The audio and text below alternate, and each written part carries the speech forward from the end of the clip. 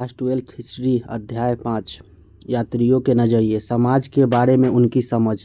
लगभग 10वीं से 17वीं सदी तक महिलाओं और पुरुषों ने कार्य की तलाश में प्राकृतिक आपदाओं से बचाव के लिए व्यापारियों, सैनिकों, पुरोहितों और तीर्थयात्रियों के रूप में या फिर साहस की भावना से प्रेरित होकर यात्राएं की।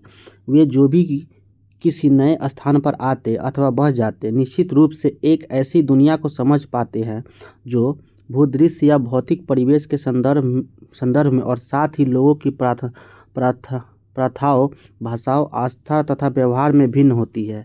इनमें से कुछ इन भिन्नताओं के अनुरूप ढल जाते हैं और अन्य जो कुछ हद तक विशिष्ट होते हैं इन्हें ध्यानपूर्वक अपने वृत्तांतों में लिख लेते हैं, जिनमें असामान्य तथा उल्लेखनीय बातों को अधिक महत्व दिया जाता है। दुर्भाग्य से हमारे पास महिलाओं द्वारा छोड़े गए वृत्तांत लगभग न के बराबर है, हालांकि हम यह जानते हैं कि वे भी यात्राएं करती थी। सुरक्षित मिले वृत्तांत अपनी विषय वस्तु के संदर्भ में अलग अलग प्रकार के होते हैं। कुछ दरबार की गतिविधियों से संबंधित होते हैं, जबकि अन्य धार्मिक विषयों या स्थापत्य के तत्वों और स्मारकों पर केंद्रित होते हैं। उदाहरण के लिए 15वीं शताब्दी में विजयनगर शहर के सबसे महत्वपूर्ण विवरणों में से एक हेरात से आए एक राजनयिक अब्दुल रज्जाक समरकंदी से प्राप्त होता है। कई बार यात्री सुदूर क्षेत्रों में नहीं जाते हैं। उदाहरण के लिए मुगल साम्राज्य में प्रशासनिक अधिकारी कभी कभी साम्राज्य के भीतर ही भ्रमण करते थे और अपनी टिप्पणियां दर्ज करते थे। इसमें से कुछ अपने ही देश की लोकप्रिय प्रथाओं तथा जनवार्ताओं और परंपराओं को समझना चाहते थे। इस अध्याय में हम यह देखेंगे कि उपमहाद्वीप में आए यात्रियों द्वारा दिए गए सामाजिक जीवन के विवरणों के अध्ययन से किस प्रकार हम अपने अतीत के विषय में ज्ञान बढ़ा सकते हैं। इसके लिए हम 3 व्यक्तियों के वृत्तांतों पर ध्यान देंगे। अल-बरूनी जो 11वीं शताब्दी में उज़्बेकिस्तान आया था, इब्न बतूता जो 14वीं शताब्दी में आया था मोरक्को से, तथा फ्रांसीसी यात्री फास्वा बर्नियर 17वीं शताब्दी। नारियल। कई यात्रियों ने नारियल तथा पान जैसी चीज़ों को असमान माना। पान के पत्तों का यहाँ पे चित्र दिया गया हुआ है। अल-बरूनी के उद्देश्य। अल-बरूनी ने अपने कार्य का वर्णन इस प्रकार किया है। उन लोगों के लिए सहायक जो उनसे हिंदुओं धार्मिक विषयों पर चर्चा करना चाहते हैं और ऐसे लोगों के लिए एक सूचना का संग्रह जो उनके साथ संबंध होना चाहते हैं। अल-बरूनी की वृत्ति का अंश पढ़िए तथा चर्चा कीजिए कि क्या यह कृति इस उद्देश्य को पूरा करती है। पूरी तरह से भिन्न सामाजिक तथा सांस्कृतिक पृष्ठभूमि से आने के कारण ये लेख दैनिक गतिविधियों तथा प्रथाओं के प्रति अधिक सावधान रहते थे। देशज लेखकों के लिए ये सभी विषय सामान्य थे जो वृत्तांतों में दर्ज करने के योग्य नहीं थे। नजरिए में यही भिन्नता ही यात्रा वृत्तांतों को अधिक रोचक बनाती थी। ये यात्री किसके लिए लिखते थे, जैसे कि हम देखेंगे इन प्रश्नों का उत्तर अलग अलग दृष्टांतों में अलग अलग था। अल-बरूनी तथा किताब उल हिंद। ख्वारिज़्म से पंजाब तक। अल-बरूनी का जन्म आधुनिक उज़्बेकिस्तान में स्थित ख्वारिज़्म में सन 973 में हुआ था। ख्वारिज़्म शिक्षा का एक महत्वपूर्ण केंद्र था और अल-बरूनी ने उस समय उपलब्ध सबसे अधिक शिक्षा प्राप्त की थी। वह कई भाषाओं का ज्ञाता था, जिनमें सीरियाई, फारसी, हिब्रू तथा संस्कृत भाषा है। हालांकि वह यूनानी भाषा का जानकार नहीं था, पर फिर भी वह प्लेटो तथा अन्य यूनानी दार्शनिकों के कार्यों से पूरी तरह परिचित था, जिन्हें उसने अरबी अनुवादों के माध्यम से पढ़ा था। सन 1017 में ख्वारिज़्म पर आक्रमण के पश्चात सुल्तान मोहम्मद यहाँ के कई विद्वानों तथा कवियों को अपने साथ अपनी राजधानी गजनी ले गया। अल-बरूनी भी उनमें से एक था। वह बंधक के रूप में गजनी आया था, पर धीरे धीरे उसे यह शहर पसंद आने लगा और 70 वर्ष की आयु में अपनी मृत्यु तक उसने अपना बाकी जीवन यही बिताया। गजनी में ही अल-बरूनी की भारत में प्रति रुचि विकसित हुई। यह कोई असामान्य बात नहीं थी। 8वीं शताब्दी से ही संस्कृत में रचित खगोल विज्ञान गणित और चिकित्सा संबंधी कार्यों का अरबी भाषा में अनुवाद होने लगा था। पंजाब के गजनवी साम्राज्य का हिस्सा बन जाने के बाद स्थानीय लोगों से हुए संपर्कों ने आपसी विश्वास और समझ का वातावरण बनाने में मदद की। अल बरूनी ने ब्राह्मण पुरोहितों तथा विद्वानों के साथ कई वर्ष बिताए और संस्कृत धर्म तथा दर्शन ज्ञान प्राप्त किया। हालांकि उसका यात्रा कार्यक्रम स्पष्ट नहीं था, फिर भी प्रतीत होता है कि उसने पंजाब और उत्तर भारत में कई हिस्सों की यात्रा की थी। उसके लिखने के समय यात्रा वृत्तांत अरबी साहित्य का एक मान्य हिस्सा बन चुके थे। ये वृत्तांत पश्चिम में सहारा रेगिस्तान से लेकर उत्तर में वोल्गा नदी तक फैले क्षेत्रों से संबंधित थे। ग्रंथों का अनुवाद, विचारों का आदान प्रदान। कई भाषाओं में दक्षता हासिल करने के कारण अल बरूनी भाषा की तुलना तथा ग्रंथों का अनुवाद करने में सक्षम रहा। उसने कई संस्कृत कृतियों, जिनमें पतंजलि का व्याकरण पर ग्रंथ भी शामिल है, अरबी में अनुवाद किया। अपने ब्राह्मण मित्रों के लिए उसने यूक्लिड, जो एक यूनानी गणितज्ञ के कार्यों का संस्कृत में अनुवाद किया था। इसलिए हालांकि 1500 ईस्वी से पहले भारत में अल बरूनी के कुछ ही लोगों ने पढ़ा होगा, भारत के बाहर कई अन्य लोग संभवतः ऐसा कर चुके हैं। मापतंत्र विज्ञान मापने के विज्ञान से संबंधित रखता है। हिंदू शब्द लगभग 6वीं-5वीं शताब्दी में ईसा पूर्व में प्रयुक्त होने वाला एक प्राचीन फारसी शब्द, जिसका उपयोग सिंधु नदी यानी इंडस के पूर्व क्षेत्रों के से निकला था। अरबी लोगों ने इस फारसी शब्द को जारी रखा और इस क्षेत्र को अल हिंद तथा यहाँ के निवासियों को हिंदी कहा। कालांतर में तुर्कों ने सिंधु से पूर्व में रहने वाले लोगों को हिंदू, उनके निवास स्थान को हिंदुस्तान तथा उनकी भाषा को हिंदवी का नाम दिया। इनमें से कोई भी शब्द लोगों की धार्मिक पहचान का घोतक नहीं था। इस शब्द का धार्मिक संदर्भ में प्रयोग बहुत बाद की बात है। चर्चा: यदि अल बरूनी 21वीं सदी में रहता तो वह वही भाषाएं जानने पर भी उसे विश्व के किन क्षेत्रों में आसानी से समझा जा सकता था। किताबुल हिंद। अरबी में लिखी गई किताबुल हिंद की कृति किताबुल हिंद की भाषा सरल और स्पष्ट है। यह एक विस्तृत ग्रंथ है जो धर्म और दर्शन, त्योहारों, खगोल विज्ञान, कीमिया, रीति रिवाजों तथा प्रथाओं, सामाजिक जीवन, भार तौल तथा मापन विधियों, मूर्तिकला, कानून, मापतंत्र, विज्ञान आदि विषयों के आधार पर 80 अध्यायों में विभाजित है। सामान्यतः, हालांकि हमेशा नहीं, अल बरूनी ने प्रत्येक अध्याय में एक विशिष्ट शैली का प्रयोग किया है, जिसमें आरंभ में एक प्रश्न होता था, फिर संस्कृतवादी परंपराओं पर आधारित वर्णन और अंत में अन्य संस्कृतियों के साथ एक तुलना। आज के कुछ विद्वानों का तर्क है कि इस लगभग ज्यामितीय संरचना, जो अपनी स्पष्टता तथा पूर्वानुमेयता के लिए उल्लेखनीय है, का एक मुख्य कारण अल बरूनी का गणित की ओर झुकाव था। अल बरूनी, जिसने लेखन में भी अरबी भाषा का प्रयोग किया था, ने संभवतः अपनी कृतियाँ उपमहाद्वीप के सीमांत क्षेत्रों में रहने वाले लोगों के लिए लिखी थी। वह संस्कृत, पाली और प्राकृत भाषा के ग्रंथों अरबी भाषा में अनुवाद तथा रूपांतरों से परिचित था। इनमें दंत कथाओं से लेकर खगोल विज्ञान और चिकित्सा संबंधी कृतियों तो सभी शामिल थी, पर साथ ही इन ग्रंथों को लेकर सामग्री शैली के विषय में उसका दृष्टिकोण आलोचनात्मक था और निश्चित रूप से वह उनमें सुधार करना चाहता था।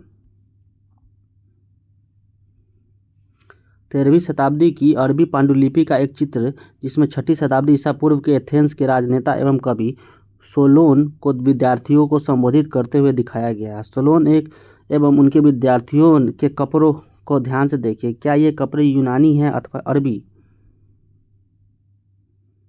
सोलोन। घोंसले से निकलता पक्षी। यह रिहला से लिया गया एक उद्धरण है। अपने जन्म का स्थान तंजियर से मेरा प्रस्थान गुरुवार को हुआ। मैं अकेला ही निकल पड़ा, बिना किसी साथी यात्री या कारवां के जिसकी टोली में मैं शामिल हो सकूं, लेकिन अपने अंदर एक आधी प्रभावी आवेग और इस प्रसिद्ध पुण्य स्थानों को देखने की इच्छा जो लंबे समय से मेरे अंतःकरण में थी, से प्रभावित होकर इसलिए मैंने अपने प्रियजनों को छोड़ जाने के निश्चय को दृढ़ किया और अपने घर को ऐसे ही छोड़ दिया जैसे कि पक्षी अपने घोंसले को छोड़ देते हैं। उस समय मेरी उम्र 22 वर्ष थी। इब्न बतूता 1354 में घर वापस पहुंचा, अपनी यात्रा आरंभ करने के लगभग 30 वर्ष बाद।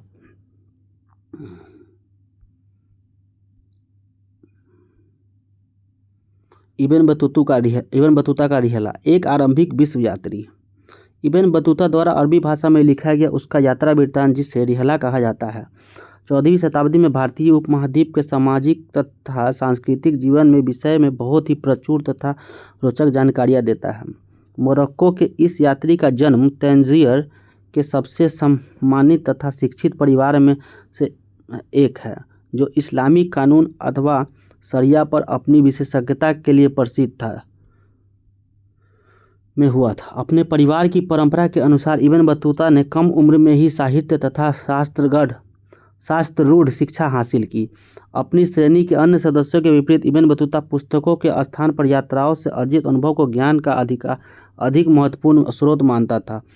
उसे यात्राएं करने का बहुत शौक था। वह नए नए देशों और लोगों के विषय में जानने के लिए दूर दूर क्षेत्रों तक गया।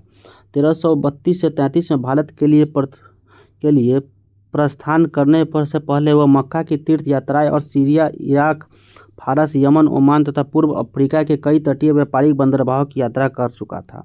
मध्य एशिया के रास्ते होकर इब्न बतूता सन 1333 में स्थल मार्ग से सिंध पहुंचा। उसने दिल्ली के सुल्तान मोहम्मद बिन तुगलक के बारे में सुना था और कला और साहित्य के एक दयाशील संरक्षण के रूप में उसकी ख्याति से आकर्षित हो बतूता ने मुल्तान और कच्छ के रास्ते होकर दिल्ली की ओर प्रस्थान किया। सुल्तान उसकी विद्वता से प्रभावित हुआ और उसे दिल्ली का काजी या न्यायाधीश नियुक्त किया। वह इस पद पर कई वर्षों तक रहा, फिर अपने विश्वास खो दिया और उसे कारागार में कैद कर दिया गया। बाद में सुल्तान और उसके बीच की गलतफहमी दूर होने के बाद राजकीय सेवा में पुनः स्थापित किया गया और 1342 में मंगोल शासक के पास सुल्तान के दूत के रूप में चीन जाने का आदेश दिया गया। अपनी नई नियुक्ति के साथ इब्न बतूता मध्य भारत के रास्ते मालाबार तट की ओर बढ़ा। मालाबार से वह मालदीव गया, जहां वह 18 महीनों तक काजी के पद पर रहा, पर अंततः उसने श्रीलंका जाने का निश्चय किया। बाद में एक बार फिर वह मालाबार तट तथा मालद्वीप गया और चीन जाने के अपने कार्य को दोबारा शुरू करने से पहले वह बंगाल तथा असम भी गया। डाकू यात्रियों पर हमला कर रहे हैं, 16वीं शताब्दी का मुगल चित्र। आप डाकुओं को यात्रियों को कैसे अलग करेंगे?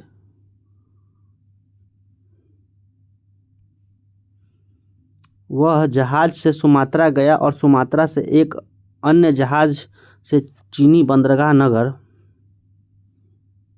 जैतून, जो आज क्वांझू के नाम से जाना जाता है, गया। उसने व्यापक रूप से चीन की यात्रा की और वह बीजिंग तक गया, लेकिन वहाँ लंबे समय तक नहीं ठहरा। 1347 में उसने वापस आने पर घर जाने का निश्चय किया। चीन के विषय में उसके वृत्तांत की तुलना मार्को पोलो जिसने 13वीं शताब्दी के अंत में वेनिस से चलकर चीन और भारत की भी यात्रा की थी, के वृत्तांत की जाती है।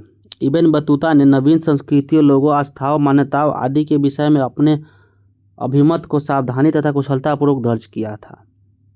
हमें यह ध्यान में रखना होगा कि यह विश्व यात्री 14वीं शताब्दी में यात्राएं कर रहा था, जब आज की तुलना में यात्रा करना अधिक कठिन तथा जोखिम भरा कार्य था। इब्न बतूता के अनुसार उसे मुल्तान से दिल्ली की यात्रा में 40 और सिंध से दिल्ली की यात्रा में लगभग 50 दिन का समय लगा था। दौलताबाद से दिल्ली की दूरी 40, जबकि ग्वालियर से दिल्ली की दूरी 10 दिन में तय की जा सकती थी।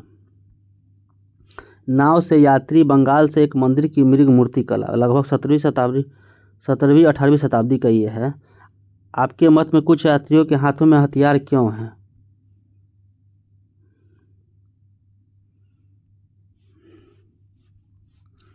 एकाकी यात्री।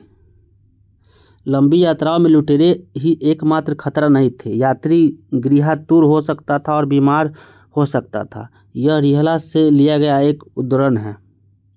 मुझे ज्वर ने जकड़ लिया था और मैंने अपने आप को कमजोरी के कारण गिरने से बचाने के लिए पगड़ी के कपड़े को जीन से बांध लिया। अंततः हम ट्यूनिस शहर पहुँचे। वहाँ के निवासी शेख और काजी के पुत्र का स्वागत करने के लिए बाहर आए। वे हर ओर एक दूसरे के लिए अभिवादन और प्रश्नों के साथ आगे आए, लेकिन उनमें से किसी ने भी मेरी अभिवादन नहीं किया, क्योंकि वहाँ कोई भी ऐसा नहीं था जिससे मेरा परिचय हो। अपने एकाकीपन से मैं इतना उदास हुआ कि अपनी आंखों में आंसुओं को रोक न सका और बहुत रोया। पर एक तीर्थयात्री मेरी कुंठा का कारण जानकर मेरे पास आया और अभिवादन किया।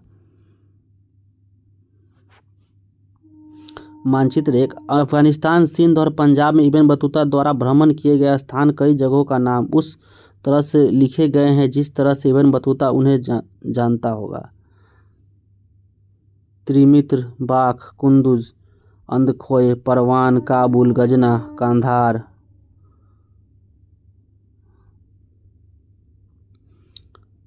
लाहिरी, सिंधु नदी यहाँ से बह रही है, उर्जा, मुल्तान, अजूदाह, अबूहर, सरस्वती नदी है, हंसी, देहली, यहाँ सतलुज नदी बह रही है।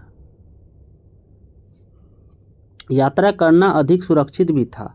इब्न बतूता ने कई बार डाकुओं के समूह द्वारा किए गए आक्रमण झेले, यहाँ तक कि वह अपने साथियों के साथ कारवां में चलना पसंद करता था, पर इससे भी राजमार्गों के लुटेरे को रोका नहीं जा सका।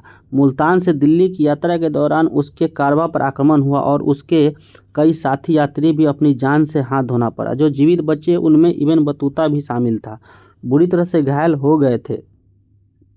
जिज्ञासाओं का उपभोग। जैसा हमने देखा कि इब्न बतूता एक हठीला यात्री था जिसने उत्तर पश्चिमी अफ्रीका में अपने निवास स्थान मोरक्को वापस जाने से पूर्व कई वर्ष उत्तरी अफ्रीका, पश्चिमी एशिया, मध्य एशिया के कुछ भाग, हो सकता है वह रूस भी गया हो, भारतीय उपमहाद्वीप तथा चीन की यात्रा की। जब वह वापस आया तो स्थानीय सरकार ने निर्देश दिए कि उसकी कहानियों को दर्ज किया जाए।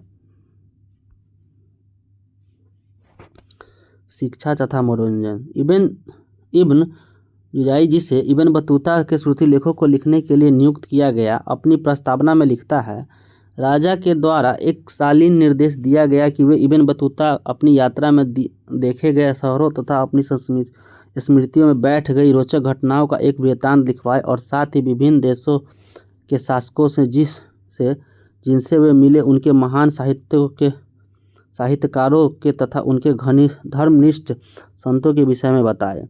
तदनुसार उन्होंने इन सभी विषयों पर एक कथानक लिखवाया जिससे मस्तिष्क को मनोरंजन तथा कान और आँख को प्रसन्नता दी। साथ ही उन्होंने कई प्रकार के असाधारण विवरण जिनसे प्रतिपादन के लाभप्रद उपदेश मिलते हैं दिए तथा असाधारण चीज़ों के बारे में बताया जिनसे संशोधन में अभिरुचि जागी।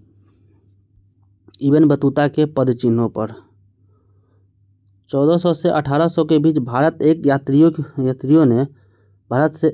आए यात्रियों ने फारसी में कई यात्रा वृत्तांत लिखे। उसी समय भारत के मध्य एशिया, ईरान और ओटोमन साम्राज्य का यात्रा करने वालों के बीच कभी कभी अपने अनुभव लिखे। इन लेखों ने अल-बरूनी और इब्न बतूता के पदचिन्हों का अनुसरण किया। इनमें से कुछ ने इन पूर्ववर्ती लेखकों को पढ़ा भी था। इसमें से सबसे प्रसिद्ध लेखों में अब्दुल रज्जाक समरकंदी, जिसने 1440 के दशक में दक्षिण भारत की यात्रा की, और मोहम्मद बली वल्खी, जिसने 1620 में दशक में व्यापक यात्रा की, तथा शेख अली हाजिन, जो 1740 के दशक में उत्तर भारत आया, शामिल है। इसमें से कुछ लेखक भारत में समाहित थे और यहाँ तक कि उनमें से एक मोहम्मद बल्खी, जो कुछ समय के लिए सन्यासी भी बन गया। कुछ अन्य जैसे कि हाजिन भारत से निराश हुए और यहाँ तक घृणा भी करने लगे। वे भारत में अपने लिए एक उत्सवी स्वागत की आशा कर रहे थे। उनमें से अधिकांश ने भारत को अचंभों के देश के रूप में देखा। 18वीं सदी का एक चित्र जिसमें यात्रियों को आग के आसपास इकट्ठा हुआ दिखाया गया है। चर्चा कीजिए, आपके विचार में अल-बरूनी और इब्न बतूता के उद्देश्य किन मायनों में समान थे?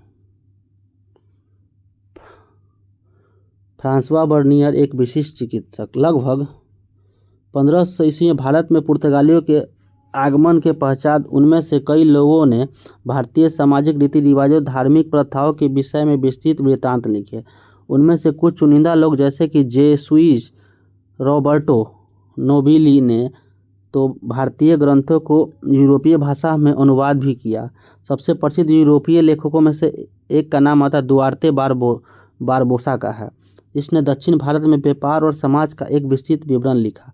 कालांतर में 1600 ईस्वी के बाद भारत में आने वाले डच, अंग्रेज तथा फ्रांसीसी यात्रियों की संख्या बढ़ने लगी थी। इसमें एक प्रसिद्ध नाम फ्रांसीसी जौहरी जो बोप्टस्ट टैवर्नियर का था, जिसने कम से कम 6 बार भारत की यात्रा की। वह विशेष रूप से भारत की व्यापारिक स्थितियों से बहुत प्रभावित था। उसने भारत की तुलना ईरान और मनुकी कभी भी यूरोप वापस नहीं गए और भारत में ही बस गए। फ्रांस का रहने वाला फ्रांसवा बर्नियर एक चिकित्सक, राजनीतिज्ञ, दार्शनिक तथा इतिहासकार था। कई और लोगों की तरह ही वह मुगल साम्राज्य में अवसरों की तलाश में आया था। वह 1656 से 1668 तक भारत में 12 वर्ष तक रहा और मुगल दरबार से नज़दीकी रूप से जुड़ा रहा। पहले सम्राट शाहजहां के ज्येष्ठ पुत्र दारा शिकोह के चिकित्सक के रूप में और बाद में मुगल दरबार के एक अर्मीनियाई अमीर दनिशमंद खान के साथ एक बुद्धिजीवी तथा वैज्ञानिक के रूप में। 17वीं शताब्दी के एक चित्र में बर्नियर को यूरोपीय पोशाक में दर्शाया गया है।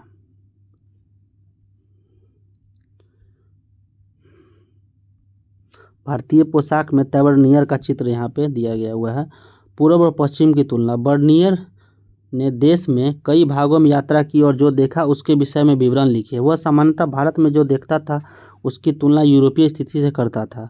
उसने अपनी मुख्य कृति को फ्रांस के शासक लुई 14वें को समर्पित किया था। उसके कई अन्य कार्य प्रभावशाली अधिकारियों और मंत्रियों को पत्रों के रूप में लिखे गए थे। लगभग प्रत्येक दृष्टांत में बर्नियर ने भारत की स्थिति को यूरोप में हुए विकास की तुलना में दयनीय बताया था। जैसा कि हम देखेंगे कि उसका आज का आकलन हमेशा सटीक नहीं था, फिर भी जब उसके कार्य प्रकाशित हुए तो बर्नियर के वृत्तांत अधिक प्रसिद्ध हुए। मुगल सेना के साथ यात्रा। बर्नियर ने एक बार मुगल सेना के साथ यात्राएं की। यहाँ सेना के कश्मीर कूच के संबंध में दिए गए विवरण का एक अंश दिया जा रहा है। इस देश की प्रथा के अनुसार मुझसे 2 अच्छे तुर्कमान घोड़े देखने की अपेक्षा की जाती है और मैं अपने साथ एक शक्तिशाली फारसी ऊँट तथा चालक अपने घोड़ों के लिए एक साइस, एक खानसामा तथा एक सेवक जो हाथ में पानी का पात्र लेकर मेरे घोड़े के आगे चलता है भी रखता हूँ।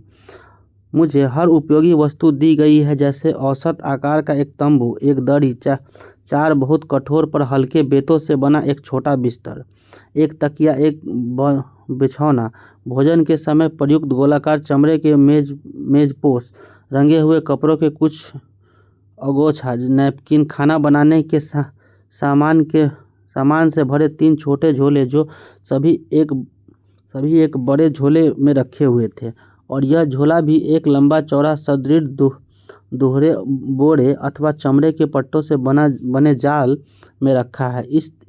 इसी तरह इस दोहरे बोरे में स्वामी और सेवकों की खाद्य सामग्री, साम्राज्य, कपड़े, वस्त्र रखे गए हैं। मैंने ध्यानपूर्वक 5 या 6 दिनों से उपभोग के लिए बढ़िया चावल, सौंफ, एक प्रकार की जो शाक पौधा की सुगंध वाली मीठी रोटी, नींबू तथा चीनी का भंडार साथ रखा है। साथ ही मैं दही को टांगने और पानी निकालने के लिए प्रयुक्त छोटे लोहे के अंकुर वाला झोला लेना भी नहीं भूला हूँ। इस देश में नींबू के शरबत और दही से अधिक ताजगी भरी वस्तु कोई नहीं मानी जाती। बर्नियर द्वारा दी गई सूची में कौन सी वस्तुएं हैं जो आप यात्रा में साथ ले जाएंगे? भारत के विषय में विचारों का निर्माण एवं प्रसार। भारत के विषय में विचारों का सृजन और प्रसार कर यूरोपीय यात्रियों वृत्तांतों में उनकी पुस्तकों के प्रकाशन और प्रसार के माध्यम से यूरोपीय लोगों के लिए भारत की एक छवि के सृजन में सहायता की।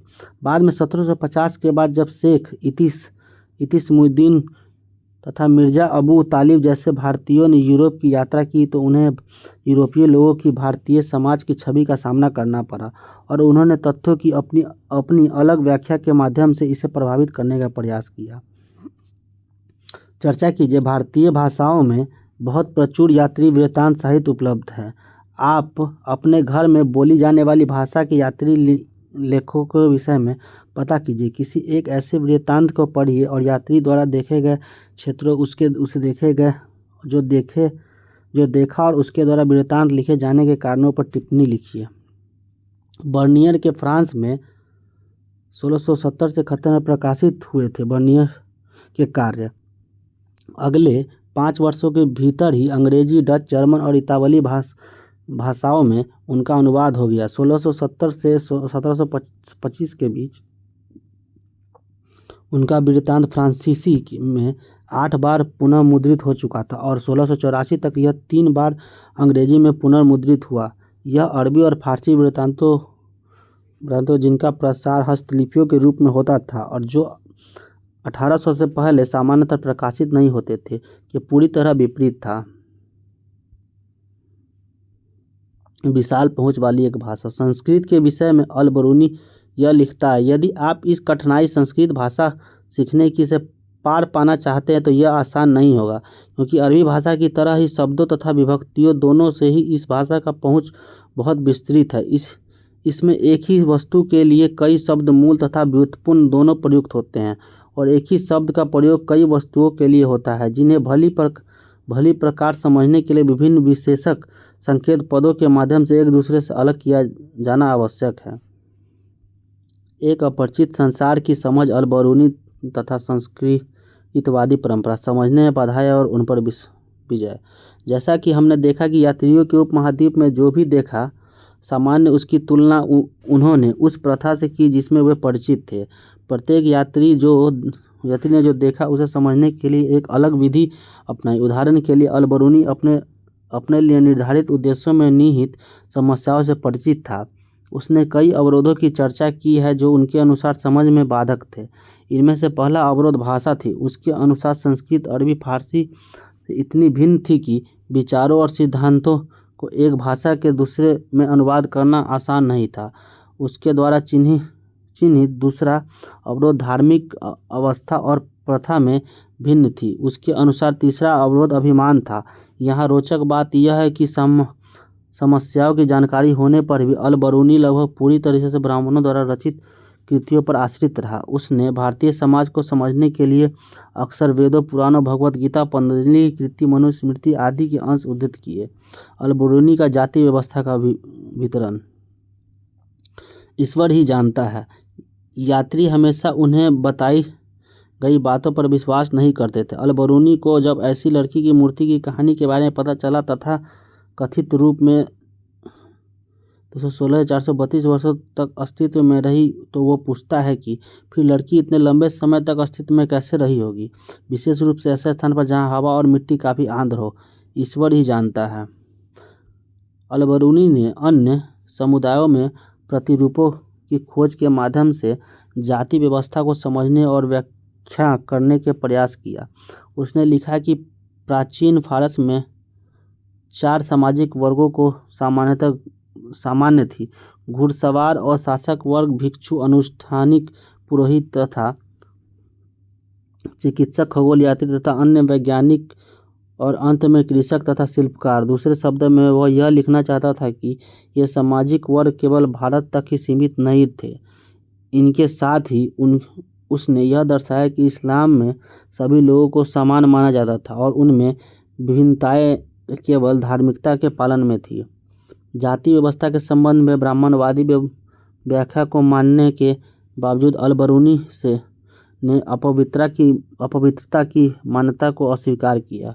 उसने लिखा कि हर वह वस्तु जो अपवित्र हो जाती है, अपनी पवित्रता की मूल स्थितियों को पुनः प्राप्त करने का प्रयास करती है और सफल होती है। सूर्य हवा को स्वच्छ करता है और समुद्र में नमक पानी को गंदा होने से बचाता है। अल बरूनी जोर देकर कहता है कि यदि ऐसा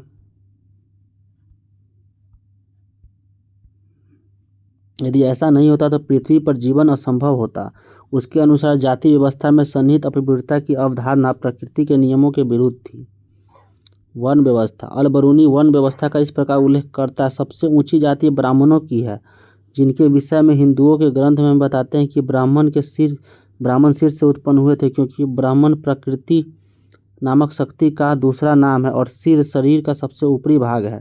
इसलिए ब्राह्मण पूरी प्रजाति के सबसे चुनिंदा भाग है। इसी कारण हिंदू उन्हें मानव जाति का सबसे उत्तम मानते हैं। अगली जाति क्षत्रियों की है, जिनका सृजन ऐसा कहा जाता है कि बाह के कंधों से ब्राह्मण के कंधों हाथों से हुआ है। उनका दर्जा ब्राह्मणों से नीचे नहीं है। उसके पश्चात वैश्य आते हैं, जिनका उद्भव ब्राह्मण के जंघाओं से हुआ है। शूद्र, जिनका सृजन उनके चरणों से हुआ है। अंतिम दो वर्गों के बीच अधिक अंतर नहीं है, लेकिन इन वर्णों के बीच विभिन्नता होने पर भी एक साथ एक ही शहरों और गांवों में रहते हैं, समान घरों और आवासों में मिलजुल कर। अलबरूनी ने जो लिखा उसकी तुलना अध्याय 3.6 से कीजिए। क्या आप कुछ समानताएं और भिन्नताएं देखते हैं? क्या आपको लगता है कि अलबरूनी भारतीय समाज के विषय में अपनी जानकारी और समझ के लिए केवल संस्कृति के ग्रंथों पर आश्रित रहा? जैसा हमने देखा कि जाति व्यवस्था के विषय में अलबरूनी का वितरण उनके नियामक संस्कृति अर्थों के अध्ययन से पूरी तरह से गहनता से प्रभावित था। इस ग्रंथों में ब्राह्मण के दृष्टिकोण से जाति व्यवस्था को संचालित करने वाले नियमों का प्रतिपादन किया गया था, लेकिन वास्तविक जीवन में यह व्यवस्था इतनी भी कड़ी नहीं थी। उदाहरण के लिए अत्यंज शाब्दिक रूप से व्यवस्था में पड़े नामक श्रेणी से सामान्यतः यह अपेक्षा की जाती थी कि वे किसानों और जमींदारों के लिए सस्ता श्रम उपलब्ध करें। दूसरे शब्दों में, हालांकि ये अक्सर सामाजिक प्रताड़ना का शिकार होते थे, फिर भी इन्हें आर्थिक तंत्र में शामिल किया जाता था। चर्चा। एक अन्य क्षेत्र में आए यात्री के लिए स्थानीय क्षेत्र की भाषा ज्ञान कितना आवश्यक है? मानव सिर जैसे गिरीदार फल। नारियल का वर्णन इब्न बतूता इस प्रकार करता है। ये वृक्ष स्वरूप सबसे अनोखे तथा प्रकृति में सबसे विस्मयकारी वृक्षों में से एक है। ये हूबहू खजूर के वृक्ष जैसे दिखते हैं। इनमें कोई अंतर नहीं है सिवाय एक अपवाद के। एक से काष्ठ फल प्राप्त होता है और दूसरे से खजूर। नारियल के वृक्ष का फल मानव सिर से मेल खाता है, क्योंकि इनमें भी मानो दो आंखें, एक मुख और अंदर का भाग हरा होने पर मस्तिष्क जैसा दिखता है और इससे जुड़ा रेशा बालों जैसा दिखाई देता है। वे इससे रस्सी बनाते हैं। लोहे की कीलों का प्रयोग के बजाय इनसे जहाज को सिलते हैं। वे इससे बर्तनों के लिए रस्सी भी बनाते हैं। किस तरह की तुलनाओं से इब्न बतूता अपने पाठकों को यह बताने की कोशिश कर रहा है कि नारियल दिखने में कैसे होते हैं। नारियल कैसे होते हैं? अपने पाठकों को यह समझाने के लिए इब्न बतूता किस तरह से तुलनाएं प्रस्तुत करता है। ये तुलनाएं वाजिब हैं। वो किस तरह से यह दिखाता है कि नारियल असाधारण फल है। बतूता का वर्णन कितना सटीक है? इब्न बतूता तथा अनजाने को जानने की उत्कंठा। इस 14वीं शताब्दी में इब्न बतूता दिल्ली आया था। उस समय तक जब पूरा उपमहाद्वीप एक ऐसे वैश्विक संचार तंत्र का हिस्सा बन चुका था जो पूरब में चीन से लेकर पश्चिम में उत्तर पश्चिम अफ्रीका तथा यूरोप तक फैला हुआ था। जैसा कि हमने देखा कि इब्न बतूता ने स्वयं इस क्षेत्रों में बड़े पैमाने पर यात्राएं की, पवित्र पूजा स्थलों पर देखा, विद्वानों लोगों तथा शासकों के साथ समय बिताया, कई बार काजी के पद पर रहा, शहरी केंद्रों की विश्ववादी संस्कृति का उपभोग किया, जहां अरबी, फारसी, तुर्की तथा अन्य भाषाएं बोलने वाले लोग विचारों, सूचनाओं तथा उपाख्यानों का आदान प्रदान करते थे। इनमें अपनी धर्मनिष्ठा के लिए प्रसिद्ध लोगों की ऐसी राजाओं को निर्दयी तथा दयावान दोनों ही सकते थे तथा सामान्य पुरुषों और महिलाओं तथा उनके जीवन की कहानियां सम्मिलित थी। जो भी कुछ अपरिचित था उसके विषय विशेष रूप से रेखांकित किया जाता था। ऐसा यह सुनिश्चित करने के लिए किया जाता था कि श्रोता अथवा पाठक सुदूर पर सुगम्य देशों के वृत्तांतों से पूरी तरह प्रभावित हो सके। नारियल तथा पान। इब्न बतूता का चित्रण इन विधियों से कुछ बेहतर उदाहरण उन तरीकों से मिलता है जिनसे वह नारियल और पान के दो ऐसी वनस्पतिक उपज जिनसे उनके पाठक पूरी तरह से अपरिचित थे का वर्णन करता है। पान। इब्न बतूता द्वारा पान का वर्णन दिया गया हुआ है। पान एक ऐसा वृक्ष है जिसे अंगूर लता की तरह ही उगाया जाता है। पान पर कोई फल नहीं होता, इसे केवल इसकी पत्तियों के लिए ही उगाया जाता है। इसे प्रयोग करने की विधि यह है कि इसे खाने से पहले सुपारी ली जाती है। यह जायफल जैसी ही होती है, पर इसे तब तक तोड़ा जाता है जब तक इसके छोटे छोटे टुकड़े न हो जाए और इसे मुंह में रखकर चबाया जाता है। इसके बाद पान की पत्तियों के साथ इसे चबाया जाता है। आपके विचार में इसने इब्न बतूता का ध्यान क्यों खींचा? क्या आप इस विवरण से कुछ और जोड़ना चाहते हैं? इब्न बतूता और भारतीय शहर। इब्न बतूता ने उपमहाद्वीप के शहरों को उन लोगों के लिए व्यापक अवसरों से भरपूर पाया जिसके पास आवश्यक इच्छा, साधन तथा कौशल था। ये शहर घनी आबादी वाले, समृद्ध थे, सिवाय कभी कभी युद्धों तथा अभियानों से होने वाले विध्वंस के। इब्न बतूता की वृत्तांतों से ऐसा प्रतीत होता है कि अधिकांश शहरों में भीड़ भाड़ वाली सड़कें तथा चमक दमक वाले और रंगीन बाजार थे जो विविध प्रकार की वस्तुओं से भरे थे। इब्न बतूता दिल्ली को बड़ा शहर, विशाल आबादी वाला तथा भारत में सबसे बड़ा बताता है। दौलताबाद महाराष्ट्र में भी कम नहीं था और आकार में दिल्ली को चुनौती देता था। स्थापत्य को कौन सा अभिलक्षणों पर इब्न बतूता ने ध्यान दिया? चित्र इतना और इतना का वर्णन तुलना कीजिए। देहली दिल्ली, जिसे तत्कालीन ग्रंथों में अक्सर देहली के नाम से उद्धृत किया गया था, का वर्णन इब्न बतूता इस प्रकार करता है। दिल्ली बड़े क्षेत्र में फैला घनी जनसंख्या वाला है। शहर के चारों ओर बनी प्राचीर अतुलनीय है। दीवार की चौड़ी 11 हाथ, 1 हाथ लगभग 20 इंच का है और इसके भीतर रात्रि के पहरेदार, द्वारपालों के कक्ष है। प्राचीरों के अंदर खाद्य सामग्री, हथियार, बारूद, प्रक्षेपास्त्र तथा घेरेबंदी का काम आने वाली मशीनों के संग्रह के लिए भंडार गृह बने हुए थे। प्राचीर के भीतर भाग में घुड़सवार तथा पैदल सैनिक शहर के एक से दूसरे छोर तक आते जाते हैं। प्राचीर में खिड़कियां बनी हैं जो शहर की ओर खुलती है और इन्हीं खिड़कियों के माध्यम से प्रकाश अंदर आता है। प्राचीर का निचला भाग पत्थर से बना है जबकि ऊपरी भाग ईंटों से। इसमें एक दूसरे के पास बनी कई मीनारें हैं। इस शहर के 28 द्वार हैं जिन्हें दरवाज़ा कहा जाता है और इनमें से बदायूं दरवाज़ा सबसे विशाल है। मांडवी दरवाजे के भीतर एक अनाज मंडी है। गुल दरवाजे की बगल में एक फलों का बगीचा है। इस दिल्ली शहर में एक बेहतरीन कब्रगाह है जिसमें बनी कब्रों के ऊपर गुंबद बनाई जाती है। जिससे कब्रों पर गुंबद नहीं है उनमें निश्चित रूप से मेहराब है। कब्रगाह में कंदकार, चमेली तथा जंगली गुलाब जैसे फूल उगाए जाते हैं और फूल सभी मौसमों में खिले रहते हैं। तुगलकाबाद दिल्ली का एक मेहराब का चित्र यहाँ पे दिया हुआ है। बस्ती की किलेबंदी की दीवार का एक हिस्सा पर यहाँ पे दिया हुआ है। किलेबंदी का दीवार का एक हिस्सा है तुगलकाबाद के एक दीवार का, दिल्ली का एक मेहराब। बाजार मात्र आर्थिक विनिमय के स्थान नहीं होते थे बल्कि ये सामाजिक तथा आर्थिक गतिविधियों के केंद्र भी थे। अधिकांश बाजारों में एक मस्जिद तथा एक मंदिर होता था और उनमें कम से कम कुछ में तो नर्तक, संगीतकार तथा गायकों के सार्वजनिक प्रदर्शन के लिए स्थान भी चिन्हित थे।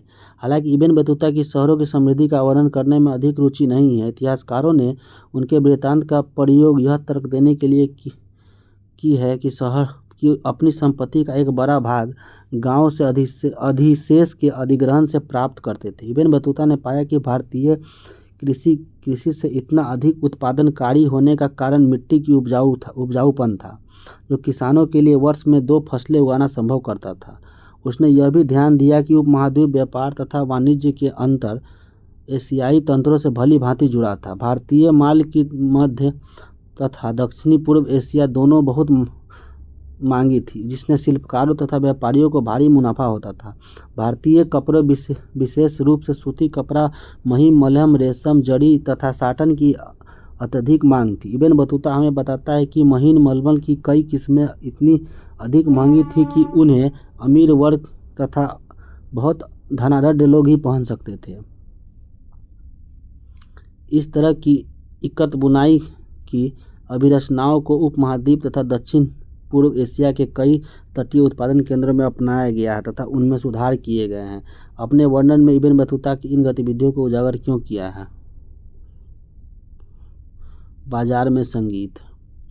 यहाँ इब्न बतूता द्वारा दौलताबाद के विवरण का एक अंश दिया जा रहा है। दौलताबाद में पुरुषों और महिलाओं गायकों के लिए एक बाजार है जिसमें ताराबाद कहते हैं। सबसे विशाल और सुंदर बाजारों में से एक है। यहाँ बहुत सी दुकानें और प्रत्येक दुकान में एक ऐसा दरवाज़ा जो मालिक के आवास में खुलता है। दुकानों को कालीनों से सजाया जाता है और दुकानों के मध्य झूला है जिस पर गायिका बैठती है। वह सभी प्रकार के भव्य वस्तुओं से सजी होती है और उसकी सेविकाएं उसे झुलाती है। बाजार के मध्य एक विशाल गुंबद खड़ा है जिसमें कालीन बिछाए गए हैं और सजाया गया है। इसमें प्रत्येक गुरुवार सुबह की इबादत के बाद संगीतकारों के के प्रमुख अपने सेवकों और दासों के साथ स्थान ग्रहण करते हैं। गायिकाएं एक के बाद एक झुंड उनके समक्ष आकर सूर्यास्त के गीत गाती और नाचती है। इसके पश्चात वे चले जाते हैं। इस बाजार में इबादत के लिए मस्जिदें बनी हुई है। हिंदू शासकों में से एक जब भी बाजार से गुजरता है गुंबद में उतर कर आता था और गायिकाएं उनके समक्ष गान प्रस्तुत करती थी। यहाँ तक कि कई मुस्लिम शासक भी ऐसा ही करते थे। आपके विचार में इब्न बतूता अपने विवरण में इन गतिविधियों को रेखांकित क्यों किया गया? संचार की एक अनूठी प्रणाली।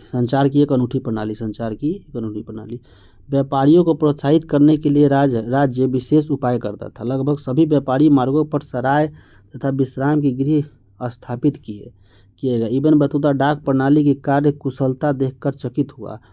इससे व्यापारियों के लिए न केवल लंबी दूरी तक सूचना भेजना और उधार प्रेषित करना संभव हुआ, बल्कि अल्प सूचना पर माल भेजना भी। डाक प्रणाली इतनी कुशल थी कि जहां सिंध से दिल्ली की यात्रा में 50 दिन लगते थे, वहीं गुप्तचरों की खबरें सुल्तान तक इस डाक व्यवस्था के माध्यम से मात्र 5 दिनों में पहुंच जाती थी। एक विचित्र देश। 440 के दशक में लिखा गया अब्दुल रज़ाक का यह वृत्तांत संवेगों और अवबोधनों का एक रोचक मिश्रण है। एक और केरल में कालीकट, आधुनिक कोझिकोड है। बंदरगाह पर उसने जो देखा उसे प्रशंसनीय नहीं माना। यहाँ ऐसे लोग बसे हुए थे जिनकी कल्पना मैंने कभी नहीं की थी। इन लोगों को उसने एक विचित्र देश बताया है। कालांतर में अपनी भारत यात्रा के दौरान वह मंगलोर आया और पश्चिमी घाट को पार किए। यहाँ उसने एक मंदिर देखा जिसने उसे प्रशंसा से भर दिया। मंगलोर में 9 मील के भीतर मैंने एक पूजा स्थल देखा जो पूरे विश्व में अतुलनीय है। यह वर्गाकार था, जिसकी प्रत्येक भुजा लगभग 10 गज, ऊंचाई 5 गज और जो 4 द्वार मंडपों के साथ पूरी तरह ढले हुए कांसे से ढका हुआ था। प्रवेश द्वार के द्वारा मंडप में सोने की बनी मूर्ति थी जो मानव आकृति जैसी आदम कद थी। इसकी दोनों आंखों में काले रंग की मानिक इतनी चतुराई से लगाए गए थे कि प्रतीत होता है मानो कि वह देख सकती हो। इस शिल्प और कारीगरी के क्या कहने। घोड़े पर और पैदल। डाक व्यवस्था का वर्णन इब्न बतूता इस प्रकार करता है। भारत में 2 प्रकार की डाक व्यवस्था है। अवश्य डाक व्यवस्था, जिसे उलूक कहा जाता है, हर 4 मील की दूरी पर स्थापित राजकीय घोड़ों द्वारा चालित होती है। पैदल डाक व्यवस्था के प्रति मील 3 अव्यवस्थान होते हैं। इसे दावा कहा जाता है और यह भी मील की 1/3 होता है। अब हर 3 मील पर घनी आबादी वाला एक गांव होता है जिसके बाहर 3 मंडप होते हैं जिनमें लोग कार्य आरंभ के लिए तैयार बैठे रहते हैं। उनमें ऐसा प्रत्येक के पास 2 हाथ लंबी एक छड़ी होती है जिसके ऊपर तांबे की घंटियां लगी होती है। जब संदेशवाहक शहर से यात्रा आरंभ करता है तो एक हाथ में पत्र तथा दूसरे में घंटियां सहित छड़ लिए वह क्षमता अनुसार तेज भागता है। जब मंडप में बैठे लोग घंटियों की आवाज़ सुनते हैं तो वे तैयार हो जाते हैं। जैसा कि संदेशवाहक उनके पास पहुंचता है, उनमें एक उससे पत्र लेता है। वह छड़ हिलाते हुए पूरी ताकत से दौड़ता है जब तक वह अगले दावा तक नहीं पहुंचता जाता। पत्र के अपने गंतव्य स्थान तक पहुंचने तक यही प्रक्रिया चलती रहती है। यह पैदल डाक व्यवस्था अश्व डाक व्यवस्था की अधिक तीव्र होती है और इसका प्रयोग अक्सर खुरासान के फलों के परिवहन के लिए होता है, जिसे भारत में बहुत पसंद किया जाता है। क्या आपको लगता है कि पैदल डाक व्यवस्था पूरे उपमहाद्वीप में संचालित की जाती होगी? क्या इब्न बतूता लोगों के लिए ऐसी वस्तुओं और स्थितियों के वर्णन की समस्या को कैसे हल करता था जिससे वे अभी अनभिज्ञ थे और उन्हें जिन्होंने अनुभव नहीं किया था? बर्नियर तथा उपविकसित पूर्व। जब इब्न बतूता हर उस जगह का वर्णन करने का निश्चय किया जिससे वह अपने अनूठेपन के कारण प्रभावित और उत्सुक किया, वहीं बर्नियर एक भिन्न बुद्धिजीवी परंपरा से संबंधित था। उसने भारत में जो भी देखा वह उसकी सामान्य रूप से यूरोप और विशेष रूप से फ्रांस में व्याप्त स्थितियों से तुलना तथा भिन्नता को उजागर करने के प्रति अधिक चिंतित था। विशेष रूप से वह स्थितियाँ जिन्हें उसने अवसादकारी पाया। उसका विचार नीति निर्माताओं तथा बुद्धिजीवी वर्ग को प्रभावित करने का था ताकि यह सुनिश्चित किया जा सके कि वे ऐसे निर्णय ले सके जिसे वह सही मानता था। बर्नियर के ग्रंथ travels in the Mughal empire अपने गहन प्रक्षेपण में आलोचनात्मक दृष्टि तथा गहन चिंतन के लिए उल्लेखनीय है। इसके वृत्तांत में कई चर्चाओं को मुगलों के इतिहास को एक प्रकार से वैश्विक ढांचे में स्थापित करने का प्रयास किया गया है। वह निरंतर मुगलकालीन भारत की तुलना तत्कालीन यूरोप से करता है। सामान्यतः यूरोप में श्रेष्ठता को रेखांकित करते हुए उसका भारत का चित्रण दुई विपरीतता के नमूने पर आधारित है। जहाँ भारत को यूरोप के प्रतिलोम के रूप में दिखाया गया है, यह फिर यूरोप का विपरीत जैसे कुछ इतिहासकार परिभाषित करते हैं। उससे जो विभिन्नताएं महसूस की उन्हें भी पदानुक्रम के अनुसार क्रमबद्ध किया, जिससे भारत पश्चिमी दुनिया को निम्न कोटि का प्रतीत होता है। भूमि स्वामित्व का प्रश्न। व्यापक गरीबी। पेलसर्ट नाम के एक डच यात्री ने 17वीं शताब्दी के आरंभिक दशकों में उपमहाद्वीप की यात्रा की है। बर्नियर की ही तरह वह भी लोगों के व्यापक गरीबी देखकर अचंभित था। लोग इतनी अधिक तथा दुखद गरीबी में रहते हैं कि इनके जीवन को मात्र नितांत अभाव के घर तथा कठोर कष्ट दुर्भाग्य के आवास के रूप में चित्रित अथवा ठीक प्रकार से वर्णित किया जा सकता है। राज्य को उत्तरदायी ठहराते हुए वह कहता है, कृषकों को इतना अधिक निचोड़ा जाता है कि पेट भरने के लिए उनके पास सूखी रोटी भी मुश्किल से बचती है। बर्नियर के अनुसार भारत और यूरोप के बीच मूल विभिन्नताओं में से एक भारत में निजी भू स्वामित्व का अभाव था। उसका निजी स्वामित्व के गुणों में दृढ़ विश्वास था। उसने भूमि पर राजकीय स्वामित्व को राज्य तथा उसके निवासी दोनों के लिए हानिकारक माना। उसे यह लगा कि मुगल साम्राज्य में सम्राट सारी भूमि का स्वामित्व था, जो इसे अपने अमीरों के बीच बांटता था और इसके अर्थव्यवस्था और समाज के लिए अनर्थकारी परिणाम होते थे। इस प्रकार का अवबोधन बर्नियर तक ही सीमित नहीं था, बल्कि 16वीं तथा 17वीं शताब्दी के अधिकांश यात्रियों के वृत्तांत मिलता है।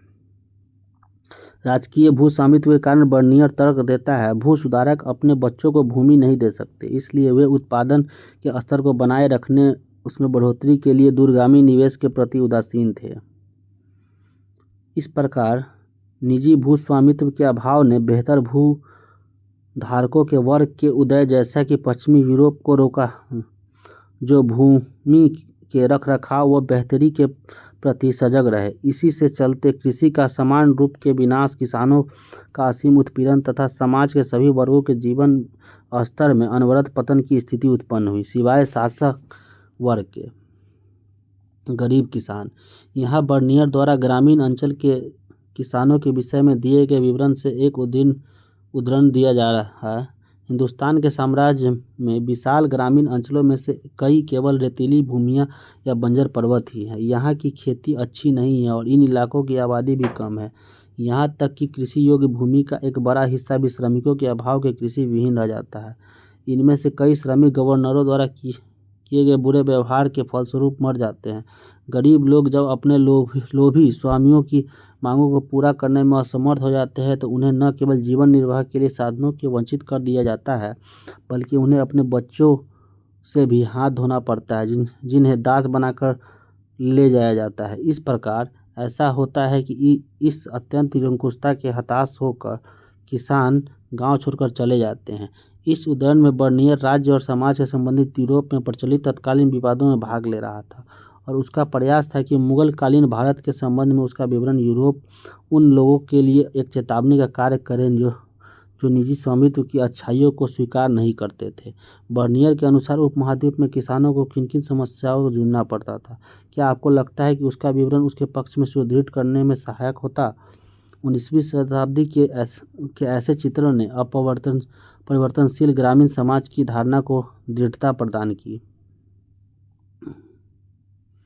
इसी के विस्तार के रूप में बर्नियर भारतीय समाज को दरिद्र लोगों के समरूप जनसमूह में बना वर्णित करता है, जो एक बहुत अमीर तथा शक्तिशाली शासक वर्ग, जो अल्पसंख्यक होते हैं, के द्वारा अधीन बनाया जाता है। गरीबों में सबसे गरीब तथा अमीरों में सबसे अमीर व्यक्ति के बीच नाम मात्र को भी कोई सामाजिक समूह का वर्ग नहीं था। बर्नियर बहुत विश्वास के साथ कहता है, भारत के मध्य की स्थिति के लोग नहीं हैं। यूरोप के लिए चेतावनी। बर्नियर चेतावनी देता है, यदि यूरोप शासकों ने मुगल ढांचे का अनुसरण किया तो उसके द्वारा इस प्रकार अच्छी तरह से जुते और बसे हुए, इतनी अच्छी तरह से निर्मित, इतने समृद्ध, इतने सुशिष्ट तथा फलते फूलते नहीं रह जाएंगे जैसे कि हम उन्हें देखते हैं। दूसरे दृष्टि से हमें शासक अमीर और शक्तिशाली है और हमें यह स्वीकार करना चाहिए कि उनकी और बेहतरी और आसानी ढंग से सेवा हो।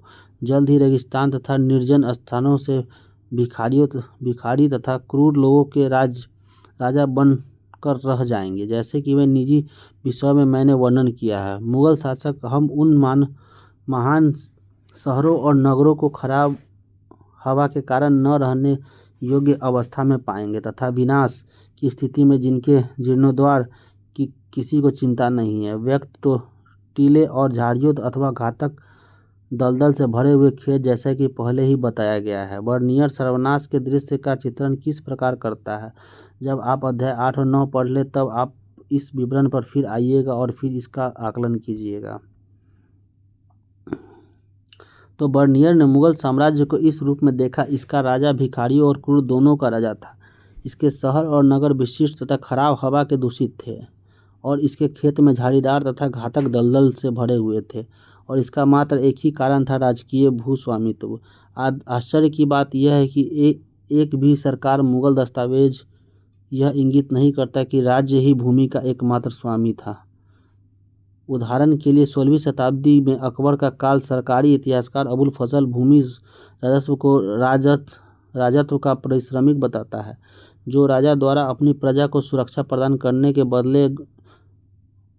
बदले की गई मांग के प्रतीक है, न कि अपने स्वामित्व वाली भूमि पर लगान। ऐसा संभव है कि यूरोपीय यात्री ऐसी मांगों को लगान मानते थे क्योंकि भूमि राजस्व की मांग अक्सर बहुत अधिक होती थी, लेकिन असल में यह न तो लगान था और न ही भूमि कर, बल्कि उपज कर लाने वाला कर था। अधिक जानकारी के लिए अध्याय 8 को पढ़ें।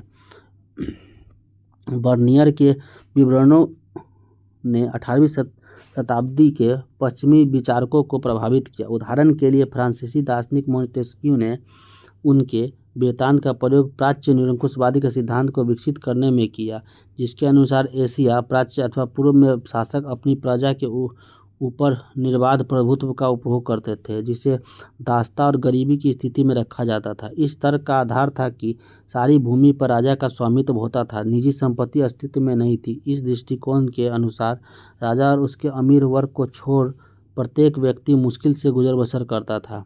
19वीं शताब्दी में कार्ल मार्क्स ने इस विचार को एशियाई उत्पादन शैली के सिद्धांत के रूप में और आगे बढ़ाया। उसने यह तर्क दिया कि भारत तथा अन्य एशियाई देशों में उपनिवेशवाद के पहले अधिशेष का अधिग्रहण राज्य होता था। इसके एक ऐसा समाज का उद्भव हुआ जो बड़ी संख्या में स्वायत्त तथा आंतरिक रूप से समतावादी ग्रामीण समुदायों से बना था। इन ग्रामीण समुदायों पर राजकीय दरबार का नियंत्रण होता था और जब तक अधिशेष की आपूर्ति निर्विघ्न रूप से जारी रहती थी, इसकी स्वायत्तता का सम्मान किया जाता था। यह एक निष्क्रिय प्रणाली मानी जाती थी।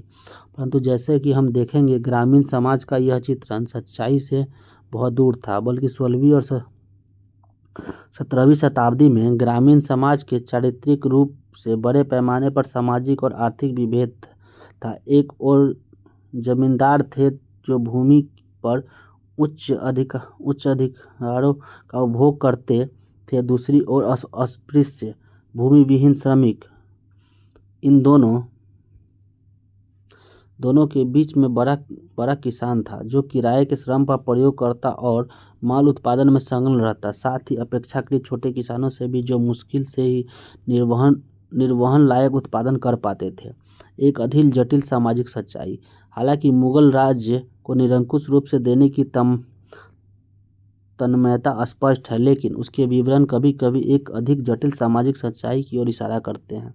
उदाहरण के लिए वह कहता है कि शिल्पकारों के पास अपने उत्पादनों को बेहतर बनाने की कोई प्रोत्साहन नहीं था, क्योंकि मुनाफे का अधिग्रहण राज्यों द्वारा कर लिया जाता था, इसलिए उत्पादन पर हर जगह पतनोन्मुख था। साथ ही वह यह भी मानता था कि पूरे विश्व में बड़ी मात्रा में बहुमूल्य धातुएं भारत आती थी, क्योंकि उत्पादनों का सोने और चांदी के बदले निर्यात होता था। वह एक समृद्ध व्यापारिक दाय जो लंबी दूरी के विनिमय के संलग्न था के अस्तित्व को भी रेखांकित करता है। सोने का चम्मच जिसमें पन्ने एवं माणिक जड़े हुए मुगल कालीन शिल्पकारों की खास दक्षता का यह एक अच्छा उदाहरण है।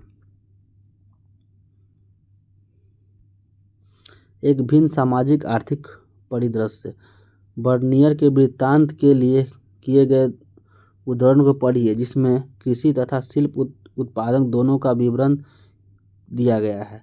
यह ध्यान देना आवश्यक है कि इस देश में विस्तृत भूभाग का अधिकांश भाग अधिक उपजाऊ है। उदाहरण के लिए बंगाल का विशाल राज्य मिस्र से न केवल चावल, मकई तथा जीवन की अन्य आवश्यक वस्तुओं का उत्पादन में, बल्कि उन अनगिनत वाणिज्यिक वस्तुओं के संदर्भ में जो मिस्र से भी नहीं उगाई जाती, जैसे कि रेशम, कपास, नील कहीं आगे है। भारत के कई ऐसे भाग भी हैं जहाँ जनसंख्या पर्याप्त है, भूमि पर खेती अच्छी होती है, जहाँ एक शिल्पकार जो हालांकि मूल रूप से आलसी होता है, आवश्यकता से या किसी अन्य कारण से अपने आप को गलीचों, जड़ी, कसीदारी, कढ़ाई, सोने और चांदी के वस्त्रों तथा विभिन्न प्रकार के रेशम तथा अन्य वस्त्रों को जो देश में प्रयोग होते हैं और विदेश में निर्यात किए जाते हैं के निर्माण का कार्य करने के लिए बाध्य हो जाता है। यह भी नहीं भूलना चाहिए कि पूरे विश्व में सही भागों में संचरण के पश्चात सोना और चांदी भारत के अन्य कुछ हद तक खो जाता है। इस उदाहरण में दिया गया विवरण स्रोत 11 में दिए गए विवरण से किस मायने से भिन्न है? राजकीय कारखाने संभवतः बर्नियर एकमात्र ऐसा इतिहासकार है जो राजकीय कारखानों की कार्यप्रणाली के विस्तृत विवरण प्रदान करता है। कई स्थानों पर बड़े कक्ष दिखाई देते हैं जिन्हें कारखाना अथवा शिल्पकारों की कार्यशाला कहते हैं। एक कक्ष में कासीदाकार एक मास्टर के निरीक्षण व्यवस्था के कार्यरत रहते हैं, एक अन्य में आप मुनारों को देखते हैं, तीसरे में चित्रकार, चौथे में पलच्छा रस का रोगन लगाने वाला, पांचवें में बढ़ई, खरीदारी, दर्जी तथा जूते बनाने वाले, छठे में रेशम की जड़ी, महीन मलमल का काम करने वाले। शिल्पकार अपने कारखानों में हर रोज सुबह आते हैं, जहां वे पूरे दिन कार्य करते हैं और शाम को अपने अपने घर चले जाते हैं। इसी निश्चेष्ट नियमित ढंग से उनका समय बीतता जाता है। कोई भी जीवन का उन स्थितियों में सुधार करने का इच्छुक नहीं है जिनमें वह पैदा हुआ था। बर्नियर इस विचार को किस प्रकार प्रेरित करता है कि हालांकि हर तरफ बहुत सक्रियता है पर उन्नति भी बहुत कम है। 17वीं शताब्दी में जनसंख्या का लगभग 15% भाग नगरों में रहता था। यह औसतन उसी समय पश्चिमी यूरोप में नगरीय जनसंख्या के अनुपात से अधिक था। इतने पर भी बर्नियर मुगल कालीन शहरों शिविर नगर कहता है, जिससे उसका आशय उन नगरों से था जो अपने अस्तित्व और बने रहने के लिए राजकीय शिविर पर निर्भर थे। उसका विश्वास था कि राजकीय दरबार के आगमन के साथ अस्तित्व में आते और इसके कहीं और चले जाने के बाद तेजी से पतनोन्मुख हो जाते। उसने यह भी सुझाया कि इसकी सामाजिक और आर्थिक नींव व्यवहारिक नहीं होती थी और ये राजकीय प्रश्रय पर आश्रित रहते थे। भूस्वामित्व के प्रश्न की तरह ही बर्नियर एक अति सरलीकृत चित्रण प्रस्तुत कर रहा था। वास्तव में सभी प्रकार के नगर अस्तित्व में थे: उत्पादन केंद्र, व्यापारिक नगर, बंदरगाह नगर, धार्मिक केंद्र, तीर्थ स्थान आदि। इसका अस्तित्व समृद्ध व्यापारिक समुदायों तथा व्यावसायिक वर्गों के अस्तित्व का सूचक है। व्यापारी अक्सर मजबूत सामुदायिक अथवा बंधुत्व के संबंध से जुड़े होते थे और अपनी जाति तथा व्यावसायिक संख्याओं के माध्यम से संगठित रहते थे। पश्चिमी भारत में ऐसे समूहों को महाजन कहा जाता था, उसके मुखिया को सेठ। अहमदाबाद जैसे शहरी केंद्रों के सभी महाजनों का सामूहिक प्रतिनिधित्व व्यापारिक समुदाय के मुखिया द्वारा होता था तथा सेठ कहा जाता था। अन्य शहरी समूहों में व्यावसायिक वर्ग जैसे चिकित्सक, हकीम, वैद्य, अध्यापक, पंडित या मूल्य अभिरक्षा, वकील, चित्रकार, वास्तुविद, संगीतकार, सुलेखक आदि सम्मिलित थे, जहाँ कई राजकीय प्रश्रय पर आश्रित थे। कई अन्य संरक्षणों या भीड़ भाड़ वाले बाजारों में आम लोगों की सेवा द्वारा जीवन यापन करते थे। दासियाँ इब्न बतूता हमें बताता है, यह सम्राट की आदत है हर बड़े या छोटे अमीर के साथ अपने दासों में से एक को रखने की जो उसके अमीरों की मुखबिरी करता, वह महिला सफाई कर्मचारियों को भी नियुक्त करता, जो बिना बताए घर में दाखिल हो जाती है और दासियों के पास जो भी जानकारी होती है वह उन्हें दे देती है। अधिकांश दासियों को हमलों और अभियानों के दौरान बलपूर्वक प्राप्त किया जाता था। सती बालिका। यह संभव है कि बर्नियर की वृत्तांत सबको मार्मिक विवरणों में से एक है। लाहौर में एक बहुत ही सुंदर अल्पवयस्क विधवा, जिसकी आयु मेरे विचार में 12 वर्ष से अधिक नहीं थी, कि बलि होते हुए देखी। उस भयानक नरक की ओर जाते हुए वह असहाय छोटी बच्ची जीवित से अधिक मृत प्रतीत हो रही थी। उसके मस्तिष्क की व्यथा का वर्णन नहीं किया जा सकता। वह कांपते हुए बुरी तरह से रो रही थी, लेकिन 3 या 4 ब्राह्मण, एक बूढ़ी औरत जिसने उसे अपनी आस्तीन से नीचे दबाया हुआ था, उसकी सहायता से उस अनिच्छुक पीड़िता को जबरन घातक स्थल की ओर ले गए। उसे लकड़ियों पर बैठाया, उसके हाथों और पैरों को बांध दिया ताकि वह भाग न जाए। इस स्थिति में उस मासूम प्राणी को जिंदा जला दिया गया। मैं अपनी भावनाओं को दबाने में और उसके कोलाहलपूर्ण तथा व्यर्थ में क्रोध को बाहर आने से रोकने में असमर्थ था। महिलाएं, दासी तथा सती का श्रमिक। जिन यात्रियों ने अपने लिखित वृत्तांत छोड़े वह सामान्यतः पुरुष थे, जिन्हें उपमहाद्वीप में महिलाओं की स्थिति का विषय रुचिकर और कभी कभी जिज्ञासापूर्ण लगता था। कभी कभी वे सामाजिक पक्षपात को सामान्य परिस्थिति मान लेते थे। उदाहरण के लिए, बाजारों में दास किसी भी अन्य वस्तुओं की तरह खुले आम बेचे जाते थे और नियमित रूप से भेंट स्वरूप दिए जाते थे। जब इब्न बतूता सिंध पहुंचा तो उसने सुल्तान मोहम्मद बिन तुगलक के लिए भेंट स्वरूप घोड़े, ऊँट और दास खरीदे। जब वह मुल्तान पहुंचा तो उसने गवर्नर को किशमिश के बादाम के साथ एक दास और घोड़ा भेंट के रूप में दिया। इब्न बतूता बताता है कि मोहम्मद बिन तुगलक नसरुद्दीन नामक धर्मोपदेश के प्रवचन से इतना प्रसन्न हुआ कि उसे 1 लाख टके मुद्रा तथा 200 दास दे दिए। इब्न बतूता के वितरण से प्राप्त होता है कि दासों में काफ़ी विभेद था। सुल्तान की सेवा की कार्यरत कुछ दासियां संगीत और गायन में निपुण थी और इब्न बतूता सुल्तान की बहन की शादी के अवसर पर अच्छे प्रदर्शन के खूब आनंदित हुआ। सुल्तान अपने अमीरों पर नज़र रखने के लिए दासियों को भी नियुक्त करता था। दासों को सामान्यतः घरेलू श्रम के लिए इस्तेमाल किया जाता था और इब्न बतूता इन सेवाओं को पालकी या डोले में पुरुषों और महिलाओं को ले जाने में विशेष रूप से अपरिहार्य पाया। दासों की कीमत विशेष रूप से उन दासियों की जिनकी आवश्यकता घरेलू श्रम के लिए थी बहुत कम होती थी, और अधिकांश परिवारों जो उन्हें रख पाने में समर्थ थे कम से कम 1 या 2 तो रखते ही थे। सभी समकालीन यूरोपीय यात्राओं तथा लेखकों के लिए महिलाओं से किया जाने वाला बर्ताव अक्सर पश्चिमी तथा पूर्वी समाजों के बीच भिन्नता का एक महत्वपूर्ण संकेतक माना जाता था। इसलिए यह आश्चर्यजनक बात नहीं है कि बर्नियर ने सती प्रथा को विस्तृत विवरण के लिए चुना। उसने लिखा कि हालांकि कुछ महिलाएं प्रसन्नता के मृत्यु के गले लगा लेती थी, अन्य को मरने के लिए बाध्य किया जाता था, लेकिन महिलाओं का जीवन सती प्रथा के अलावा कई और चीज़ों के लिए भी के चारों ओर घूमता था। उनका श्रम कृषि तथा कृषि के अलावा होने वाले उत्पादन दोनों में महत्वपूर्ण था। व्यापारिक परिवारों से आने वाली महिलाएं व्यापारिक गतिविधियों में हिस्सा लेती थी, यहाँ तक कि कभी कभी वाणिज्यिक विवादों को अदालतों के सामने भी ले जाती थी। अतः यह असंभाव्य लगता है कि महिलाओं को उनके घरों के खास स्थानों तक परिसीमित कर रखा जाता था। आपके विचार में सामान्य महिला श्रमिकों के जीवन में इब्न बतूता और बर्नियर जैसे यात्रियों को ध्यान में अपनी ओर क्यों नहीं खींचा? आपने देखा होगा कि यात्री वृत्तांत इस शताब्दी में पुरुषों और महिलाओं के जीवन को एक रोचक झांकी प्रस्तुत करते हैं। इन वृत्तांतों से हम बहुत सी जानकारी प्राप्त कर सकते हैं, पर इनमें सामाजिक जीवन के कोई आयाम अनछुए रह जाते हैं, या फिर एक दृष्टिकोण जिसमें देखे जाते हैं, जिसे इन वृत्तांतों को पढ़ते हुए ध्यान में रखना आवश्यक है।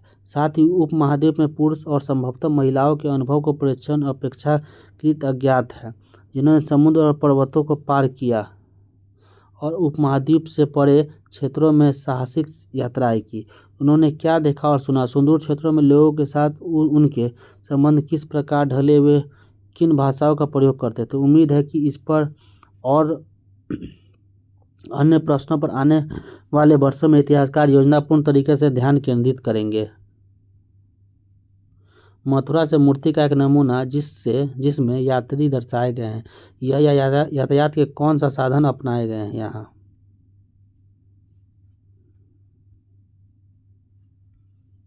काल रहे कुछ यात्री जिन्होंने वृत्तांत छोड़े थे। 973 से 1048 में मोहम्मद इब्न अहमद अबू रेहान अल बरूनी उज्बेकिस्तान से, 13वीं शताब्दी में मार्को पोलो इटली से, 14वीं शताब्दी में इब्न बतूता मोरक्को से, 15वीं शताब्दी में अल रज्जाक कमाल अल दीन अहक समरकंद से भारत में बिछाएगा अफनासी निकितीन। 16वीं शताब्दी 1558 में भारत की यात्रा दुर्ते बारबोसा, मृत्यु 1521 से पुर्तगाल से, मृत्यु वर्ष सयादी अल रईस तुर्की से, 1536 से 1600 में अंतोनियो मानसेरते स्पेन से, मोहम्मद वली बल्क से, पीटर मुंडी इंग्लैंड से 1667 में, जो बैरिस्टर तेवेनियर फ्रांस से, फ्रांसवा बर्नियर फ्रांस से।